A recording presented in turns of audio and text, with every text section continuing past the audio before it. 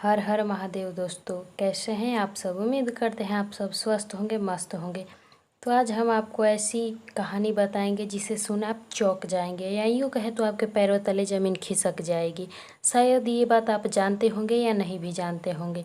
तो एक बार भगवान शिव और श्री कृष्ण के बीच भयानक युद्ध हुआ था। क्या बात ये आप पहले से जानते थे? हाँ या नहीं, कमेंट करके ज़रूर बताएं। तो बहुत से लोग ये बात नहीं भी जानते हैं कि आखिरकार क्यों शंकर जी और श्री कृष्ण जी के बीच युद्ध क्यों हुआ। तो एक बार की बात है कि दैत्यराज बलि के बड़े पुत्र बानासुर की पुत्री उषा ने सपने में एक सुंदर पुरुष को देखा और उस पर मोहित हो गई। ये बात तो उषा अपने सखी चित्रलेखा से बताई। चित्रलेखा अपने माया का प्रयोग कर अनिरुद्ध को नींद में ही पलंग सहित उषा के कक्ष में ले आई। तब पता चला कि जिस पुरुष पे उषा मोहित हुई है वह कोई और नहीं, भगवान श्री कृष्ण के पौत्र अनिरुद्ध हैं।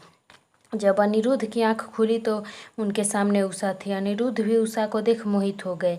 फिर चित्रलेखा ने दोनों का विवाह करा दिया। राजा वानासुर को जैसे ही पता चला कि उनकी पुत्री के कक्ष में कोई पुरुष है, वे बहुत क्रोधित हुए और वो अपने सेना के साथ उषा के कक्ष की ओर चल दिए और अनिरुद्ध और उषा को उन्होंने बंदी बना लिया। जैसे ही श्री कृष्ण जी को पता चली कि उनके पौत्र को वानासुर ने बंदी बना लिया है, तो वे अपनी नारायणी सेना के साथ वानासुर के महल के सामने आ गए और महल के सामने लगे ध्वज को अपने बाणों से श्री कृष्ण जी ने तोड़ दिया। फिर वानासुर और श्री कृष्ण में युद्ध होने लगा। श्री कृष्ण का हर बार वानासुर से कई गुना ज़्यादा शक्तिशाली था। वानासुर को अपनी हार दिखने लगी।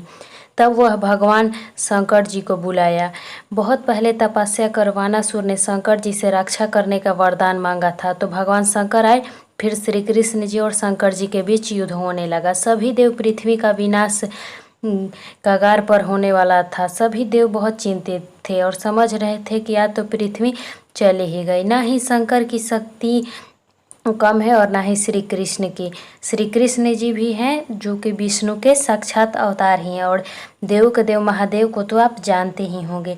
तब श्री कृष्ण जी और शंकर जी के बीच युद्ध होने लगा। तब श्री कृष्ण शंकर जी से इशारों में बोले कि हे महादेव, यदि आप बानासुर का साथ देंगे तो अधर्म का स्थापना करेगा वानासुर और अधर्म ही जीतेगा। आप कुछ रास्ता बताइए ना कि जिससे हम लोग धर्म की स्थापना कर सके। तो शंकर जी श्री कृष्ण जी से बोले कि आप मेरे ऊपर जुर्मनास्त्र चलाइए जिससे हम निंद्रा में चले जाएंगे। और ठीक श्री कृष्ण जी ने ऐसा ही उन पे वान चलाया। शंकर जी निंद्रा में चले गए। तब श्री कृष्ण जी ने सुदर्शन चक्र से वानासुर की भुजाएं काट दी। वानासुर की सहस्त्र भुजाएं थी, क्योंकि वह शंकर जी से वरदान लिया था, इसलिए उसके पहले 4 भुजाएं काटे और भी भुजा काटने वाले ही थे। तब तक शंकर जी जग गए और सृष्टि विनाश के कगार पे थी। वानासुर को अपनी गलती का एहसास हो गया था। वह महादेव और श्री कृष्ण से माफ़ी मांगा। बानासुर फिर अनिरुद्ध और उषा का शादी कराया और अनिरुद्ध के साथ उषा को विदा कर दिया। इस तरह सारे देवताओं ने महाशक्तियों का टकराव देखा और सबने यह महसूस किया कि जिस सृष्टि को भगवान ने बनाया है उसे मिटाने में उन्हें कुछ ही क्षण लगेंगे। इसी वजह से शंकर जी और कृष्ण जी के बीच युद्ध हुआ था।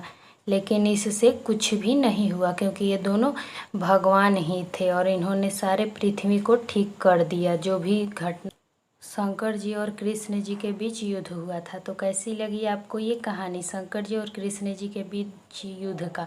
आप हमें कमेंट करके अवश्य बताएं और आप हमारे चैनल को सब्सक्राइब करें और लाइक करें और बेल आइकन को प्रेस कर लें, ताकि हम जो भी वीडियो पोस्ट करें वो सबसे पहले आप ही के पास जाए।